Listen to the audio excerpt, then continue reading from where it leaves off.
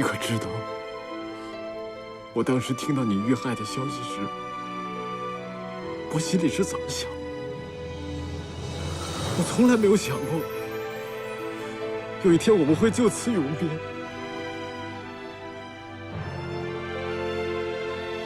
我连讲一声道别的机会我都没有。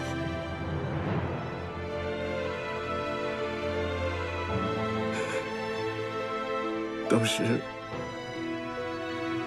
夫人做此选择的时候，我也真不知该怎么办。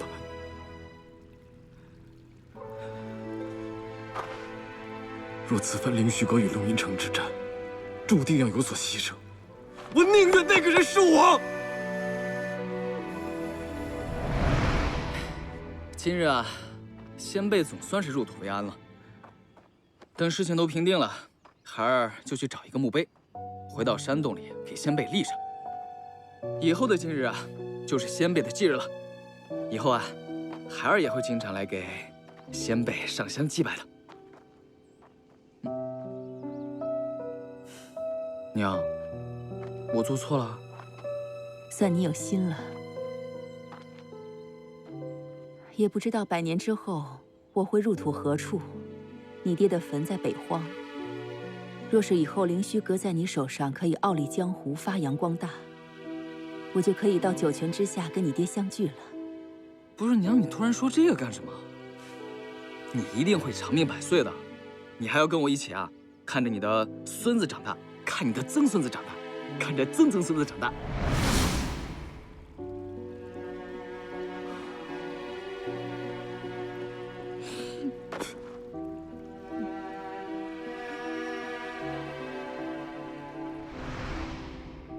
月儿，你在江湖也行走了一遭，知道江湖变幻莫测。或许有一日还来不及跟至亲的人打声招呼，就天人永别了。娘，是不是发生什么事情了？没有，我只是想告诉你，如果有一天娘不在了，你只要记住我的好，记住我们母子之间的情分，不要愧疚，也不要伤心，因为你却是我生命中最重要的一道光亮。哎呀，娘，您说什么呢？我绝对不会让你有任何事情的，我会时时刻刻的保护着你。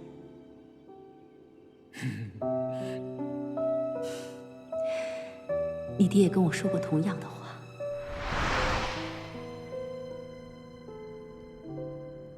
已经过去数日，但始终没有少夫人的消息。龙吟城之人也未停止搜寻，同样一无所获。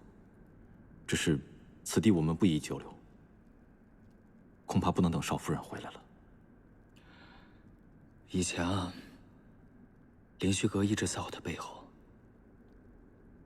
无论我犯什么错，我娘都会原谅我。可现在，凌虚阁不在了，再也回不到以前了。或许这个时候，没有花儿的消息，反而是好消息。荣敬风虽撤走了龙吟城的势力，但以他的性格，不会这么轻易了事。他定会再派人回来复查。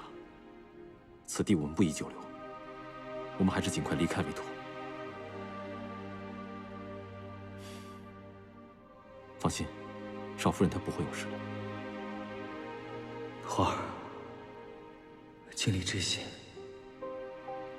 你对我们之间的感情还会如往常那般吗？日后你若想起，是否还会回到此处呢？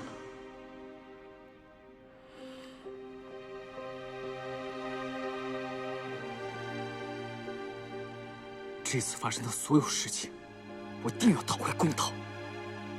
我要整个江湖亲见奸佞俯首认罪。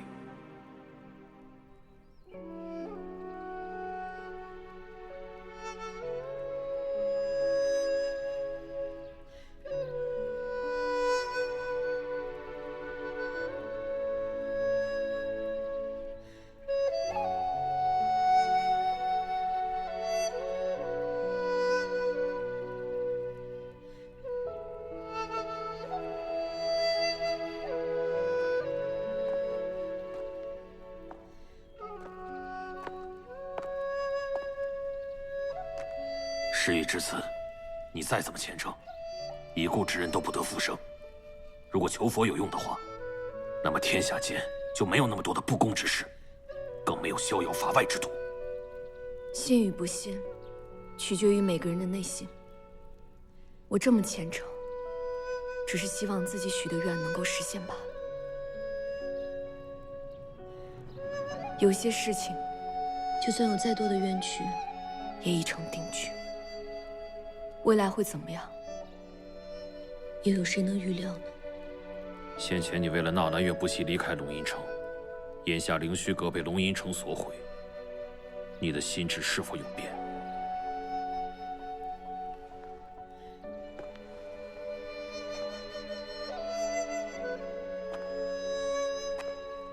之前，我本来想以自己逼我爹放弃围追的念头，那一刻，我以万念俱灰，放弃了所有生的念头。我抱着必死的心，却被你给救下了。我知道你对龙吟城绝对不会缘由，也想尽一己之力为族人讨回公道。既然我的命是你救的，要杀要剐，随你吧。龙景凤十恶不赦，就算用全龙吟城的人为纳兰家和灵虚阁陪葬都不为过。你动手吧。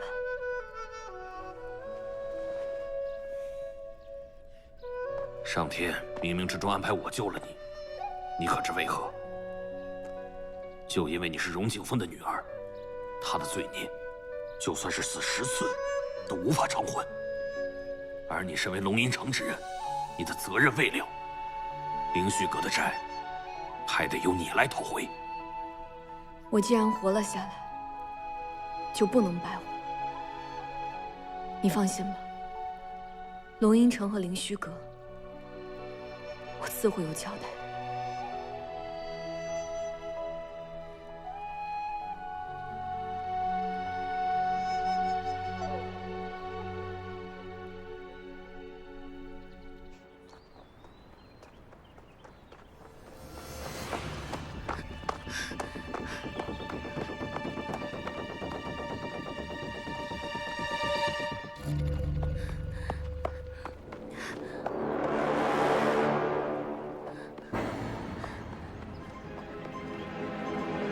给我站住！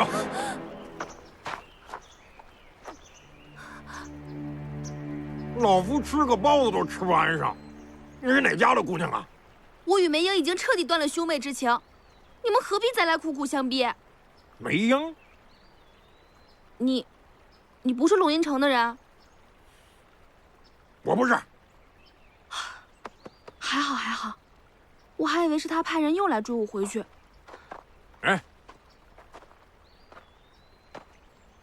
这位姑娘，方才听你所言，是你已与你那兄长断绝了兄妹的情谊啊？啊？一直以来，我只是以为哥哥有些争强好胜，没想到，他竟然为了自己的利益，丝毫不顾及他人的生死。无法接受，更无法容忍有这样的哥哥。嗨，你那哥哥不要也罢。不过梅姑娘，你不善武功，想要摆脱他们的追逐，恐怕不易呀。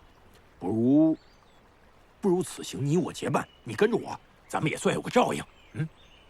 你怎么知道我的姓氏？我知道你那哥哥，梅英。你是何人？我是纳兰月的徒儿，融化丫头的师傅，也是龙吟城老字堂堂主。不过那都是以前的事了。我刚才跟你说过了，我已经不是龙吟城的人了啊。您是白为直老前辈。正是在下。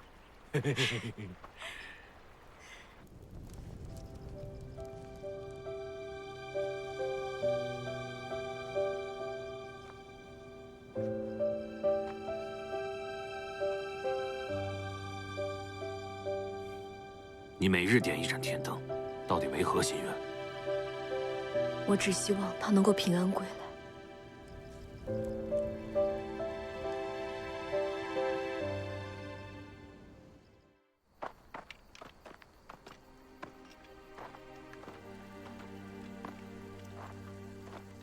这么晚了还有人放天灯。我虽不信这些，但想必许愿之人，定是虔诚祈祷。这样的一份寄托，或许比什么都不闻不问要强多了。阿月，不如我们也重新写上愿望，将天灯重新放回天空，如何？这都是卖天灯的人的把戏，只不过是可笑的祈福罢了。有什么证据能证明他可以帮人实现愿望？我去看看他们写些什么，总可以了吧？走吧。等天亮了，我们还要找地方藏身。趁天黑，能走多少走多少吧。若是祈祷有用，我愿用我此生所有的运气，换得花儿平安。你说你要亲自前往小雪盟，在这个节骨眼上，江湖之中人心惶惶，本来就不太平。你身份特殊，怎可轻易露面？何况，小雪盟岂是我们能去的地方？我听阿月说过，小雪盟真正的主子是莫幻，江湖上一切和小雪盟有关的事情，都是由他来操控的。那一日灵虚阁被屠的时候，灵教的人也在场。这么看来，他们并没有牵扯其中。我怀疑，莫幻已经把阿月救走了，现在他就在小雪盟中，所以我一定要前去一探。若答案并非是你所想那般，反而更加失望呢。我已经身处谷底了，也不能坐着干等着。现在每一次消息对于我来说，都是希望。反正我是越来越不懂你了。既然你想去，我奉陪便是。虽然我对他有诸多的不满，可他是纳兰家的后人，我也不能放任不管。就算是死，我也要亲眼所见。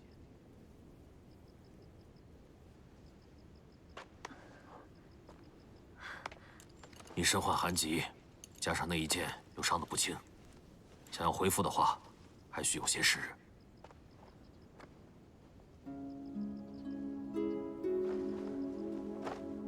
你必须要学会自己站起来。从今往后，你的身后再没有了依靠，没有人会同情你、扶你一把。救你性命已经是我最大的仁慈。往后，你所能依靠，唯有你自己。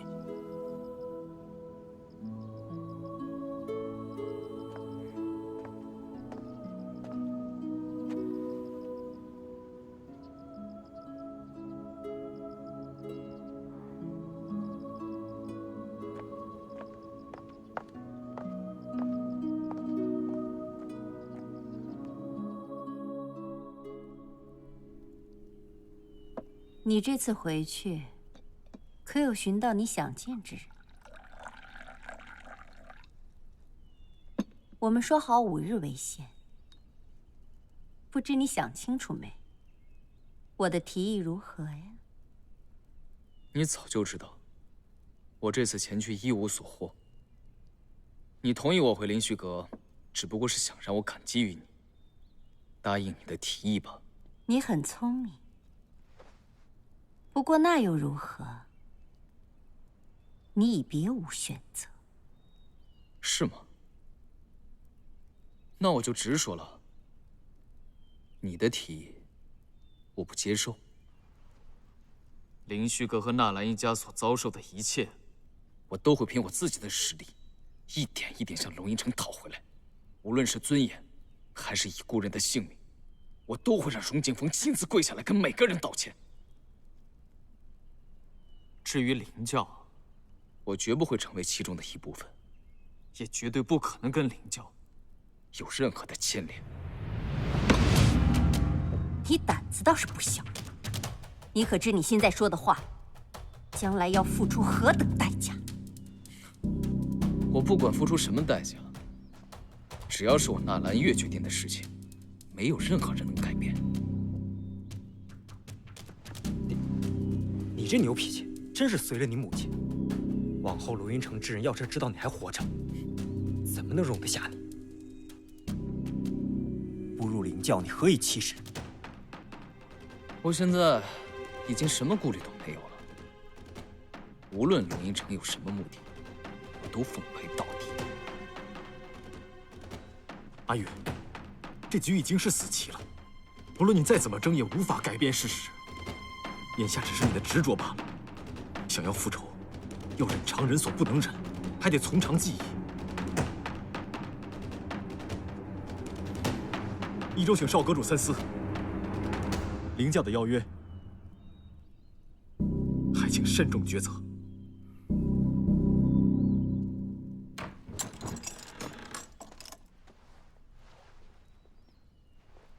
启禀明尊，门外有人求见。何人前来相见？是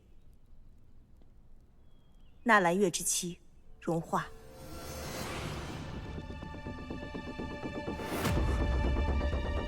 既然人都到了，那就相请入内吧。是。阿月，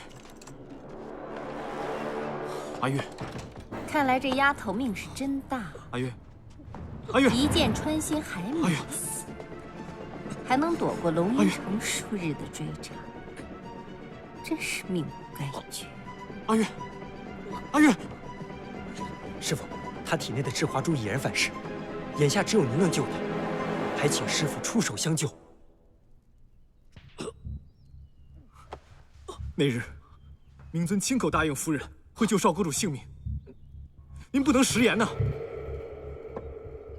荣敬风只知道赤华珠能让人起死回生，但并不知道它真正的用途更为惊人。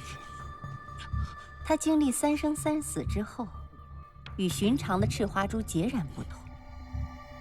只有所用之人练其玄冰符，才能解除自身的反噬之毒。哼，否则每日会不人不鬼，早晚受尽折磨而死。不会的，不会的。你以为纳兰家被追杀，凌虚阁被灭，就是你的绝境？那是在你还没有遇到赤华珠之前，还差得远着呢。这才是你的绝境。你逼着我娘为我牺牲，就是想让我变成这样吗？不错，从我重出江湖后寻到他起，就一直留着他的性命。我真正想要的，不仅是赤华珠，而是你，纳兰玉。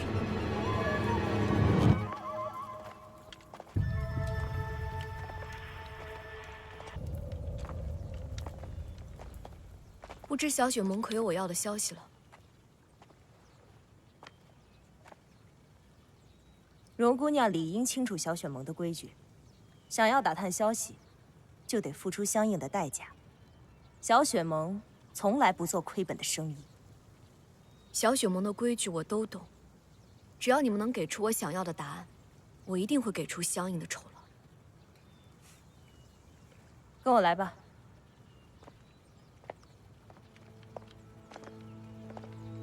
这么多年来，我从未停止过打探莫幻的消息，却始终一无所获。没想到，他竟藏身于此。报仇不是一朝一夕的事，你可千万不要冲动。走吧。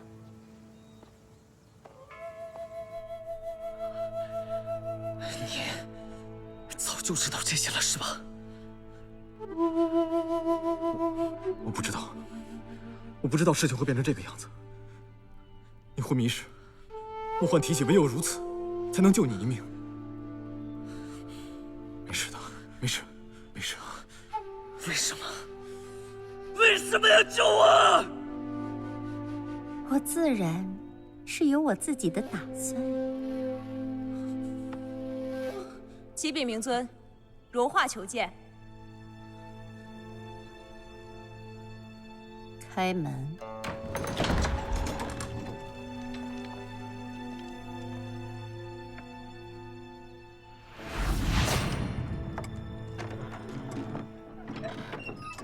今日到访，还想请问一下萧雪母，可知灵虚阁幸存之人的下落？看来那晚是有人救了你。上天让我活下来，自有他的深意在。那一日，我看灵教的人也在场，不知那一日，我们虽去了灵虚阁，但终究还是晚了一步。晚了一步。梅家被灭，小雪盟派去的人被龙吟城擅自扣押，所以龙吟城的消息才未及时传回，灵虚阁也就无从先知。这一切都要拜你的父亲荣敬风所赐。你若能有荣敬风那般毒辣阴毒心思的一半，恐怕早就能帮灵虚阁躲过这次的灭顶之灾。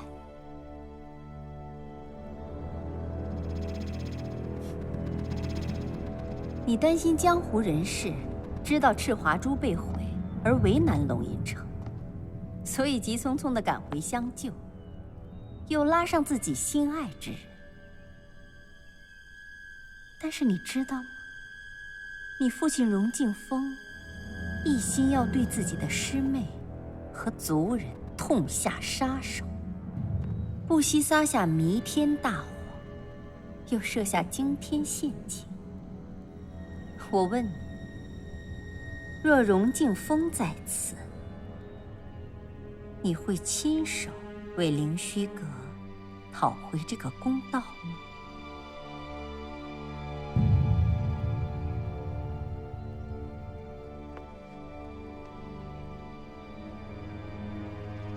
你不敢，对吗？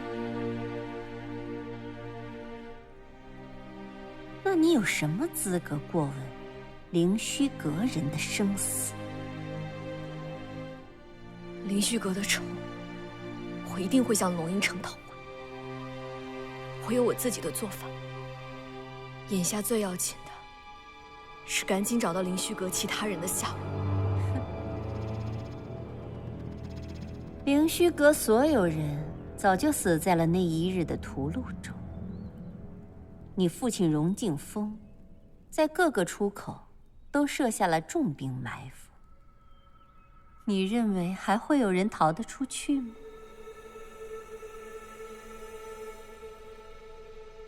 那最后的一把火毁灭了灵虚阁的所有，连尸体都烧得灰飞烟灭。难道你认为你要寻的人还有活下去的希望？不管怎么样，我都要坚持到最后。只要你们知道关于灵虚阁的半点消息，都告知于我。你们想要的代价，我会如数奉上。荣敬风曾放话，无论你现在是生是死，都要找到你并将你带回龙吟城，再做处置。而如今你的行踪已然暴露，你就不怕小雪盟将你的消息卖给龙吟城吗？毕竟他给出的价，可比你要高许多。如此也好。要是灵虚阁的人知道我还活着，一定会来龙吟城带我一起回去。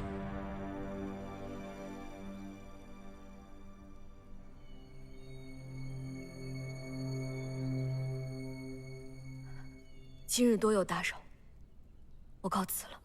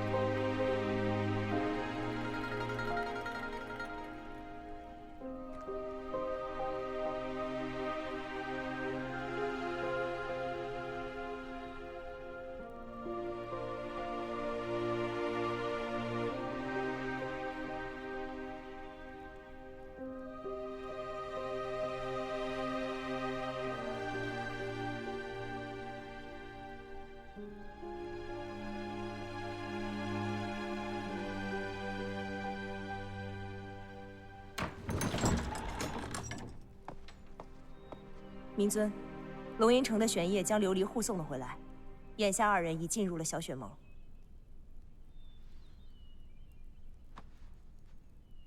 若你还想即刻离去，不知需不需要小雪盟的人相护？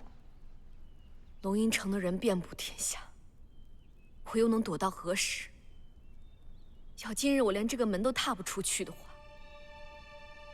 我还怎么在江湖上立足？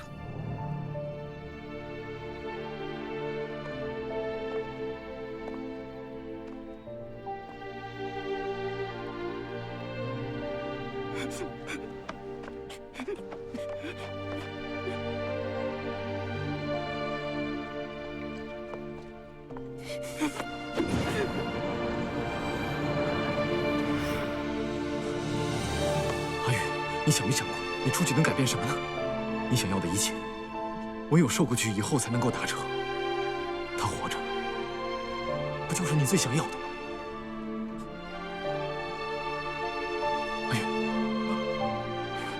阿玉，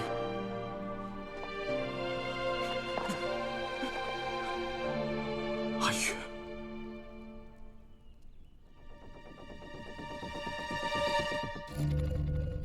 此次多有得罪，还请你多多见谅。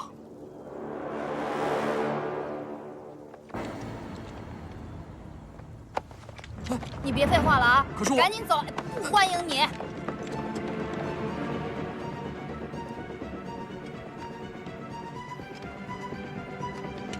琉璃姑娘，琉璃姑娘，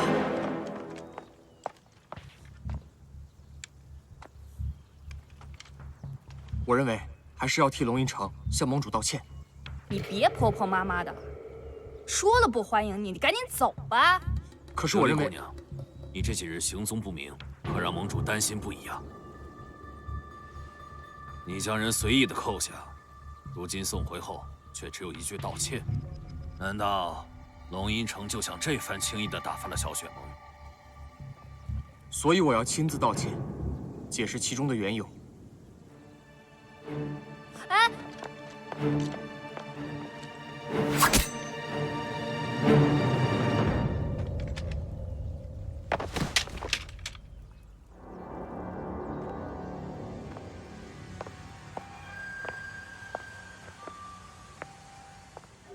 荣姑娘，多谢琉璃姑娘替我遮掩。刚刚真的是太险了。那我们先告辞了。走吧，静远。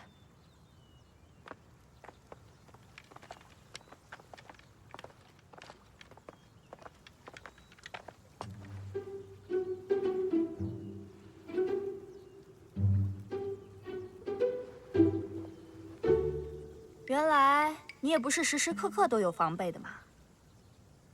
没想到吧，居然会有倒在我们小雪盟的时候。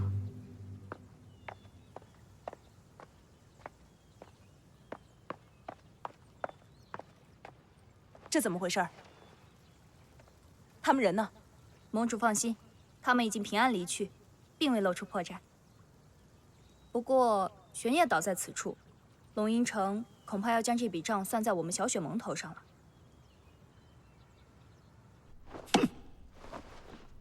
这白薇芷都出逃这么久了，到现在连他的一点踪迹都查不到。怎么，你们空祠堂现在变成了一道摆设了吗？连怎么办事都不知道。白堂主一向对龙吟城弟子的行动安排了如指掌，短时间内的确很难发现他的踪迹。不过属下听闻，白堂主有一位师傅，是在他年少时教导他武功心法的授业恩师。若执意要将白堂主寻回，或许可以从这位师傅身上下手。你倒是真会异想天开呀！难道你不知道吗？白薇芷的这位旧师傅，那是当年和莫幻齐名的武功高手。就凭你们区区一个空祠堂，你们动得了他吗？既然要将人寻回，那龙吟城自然得用上些非比寻常的手段。你还顶嘴！城主，城主不必过于担忧。老白他在气头上，出去散心罢了。等他气消了，自然也就回来了。我们可不能把他逼得太紧，要不然他会做出更出格的事。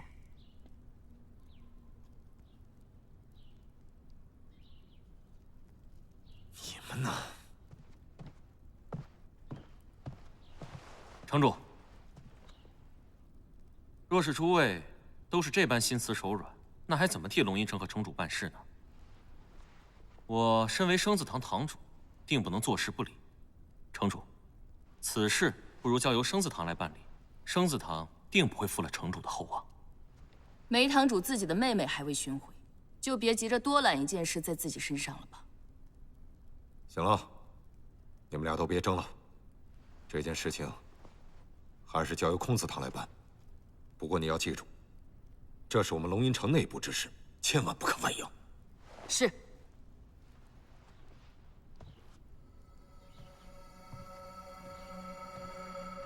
梅堂主放心，若有机会，空子堂会将你妹妹一起带回来。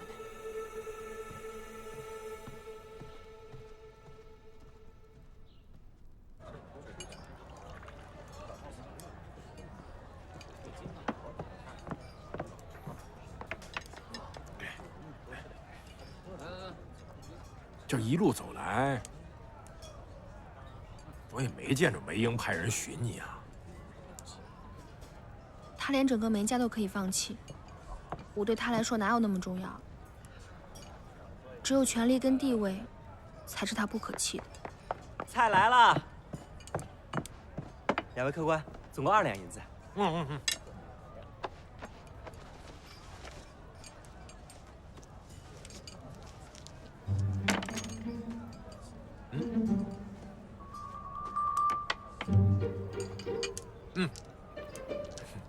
好嘞，多谢客官。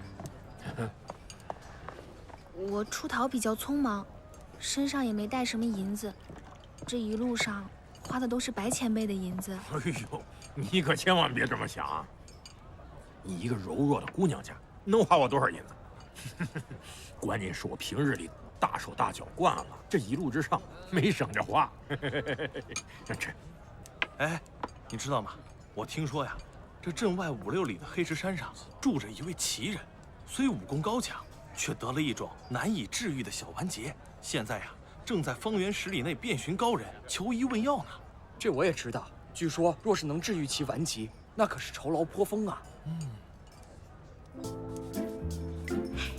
听闻白老前辈您医术高明，不如我们前去黑石山试试，这样不但可以治病救人，还能赚点银子当盘缠。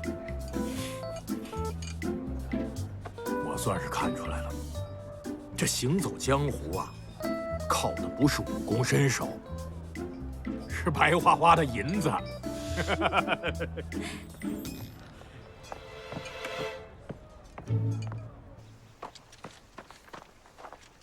果然没错，我已打探到，那位高人白苏就住在此处山中，也的确正便要医者高人相助。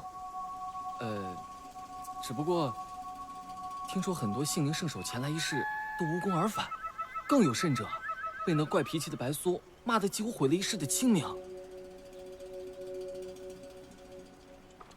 荣华姑娘，离开小雪盟时，我问你之后有何打算，你却让小风前来这黑石山打听一位叫做白苏的高人，还要知道他是否顽疾缠身，这究竟是为何呀？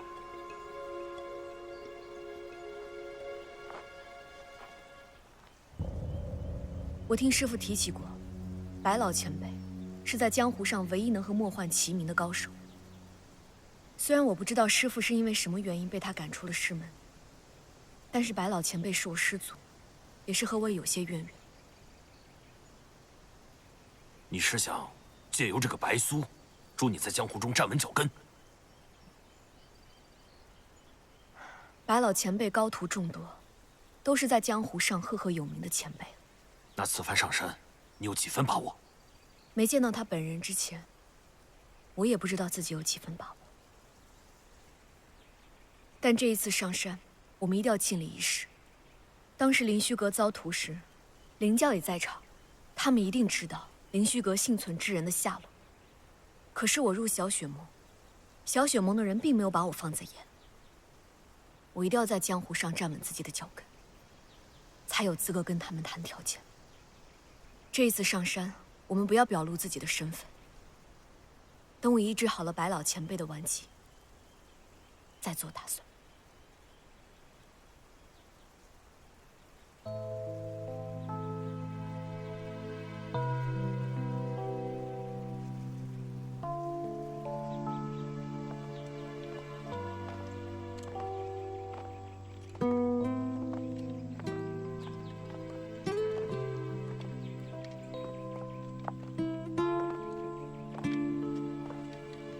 根据小雪萌打探到的消息，画儿应该就是来到了这座黑石山。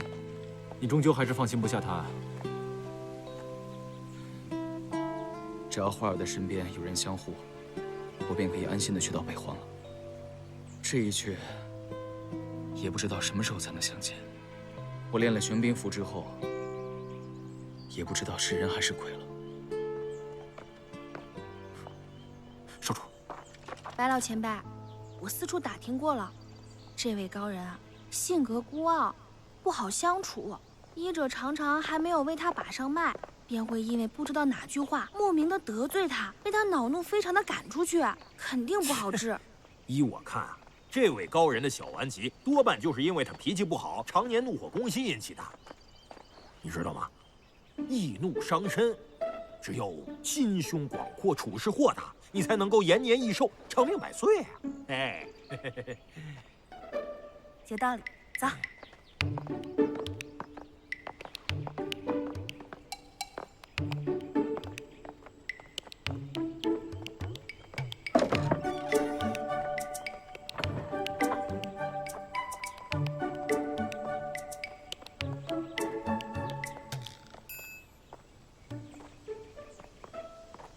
丫头，我来。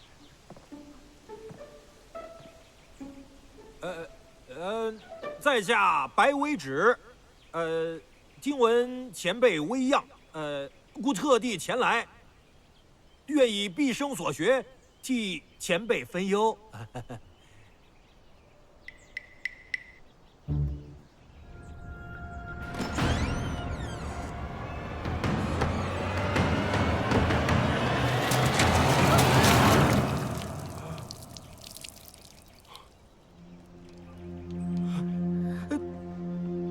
师傅，哎呦，我说你这丫头，平时看你也挺机灵的，怎么什么事情都打听清楚了，唯独那个高人叫白苏，你没打听清楚啊？这方圆10里，大家对他都十分敬佩，不敢直呼其名，所以我也就……